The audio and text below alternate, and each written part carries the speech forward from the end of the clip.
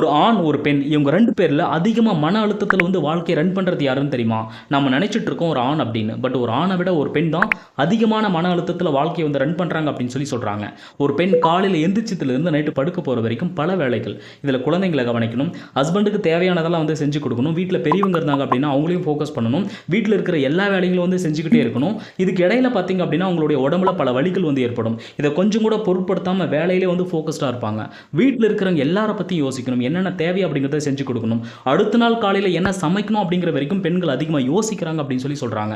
ரொம்ப ரொம்ப முக்கியமான ஒரு விஷயம், பெண்களுக்கு மாதம் மாதம் நடக்கிற அந்த மாதவிடாய் கூட நாட்கள் தள்ளி போறதுக்கோ இல்ல அதுல பிரச்சனைகள் நடக்கிறதுக்கோ அவங்களுடைய மன அழுத்தமும் ஒரு காரணம்னு சொல்றாங்க. பெண்கள் இந்த மன அழுத்தத்திலிருந்து வெளியில வரணும் அப்படின்னா முக்கியமா ஃபோக்கஸ் பண்ண வேண்டியது தேவையில்லாத விஷயங்களை வந்து அதிகமா வந்து யோசிக்காதீங்க. உங்களுக்கு பிடிச்சது எதுவோ அதுல வந்து ஃபோக்கஸ் பண்ணுங்க. அதாவது நீங்க மன அழுத்தத்தை விட்டு வெளியில வரணும் அப்படின்னா உங்களுக்கு பிடிச்ச மாதிரி ஒரு சாங்ஸ் கேளுங்க, இல்ல ஒரு நல்ல புத்தகம் படிங்க. இப்படி பண்ணீங்க அப்படின்னா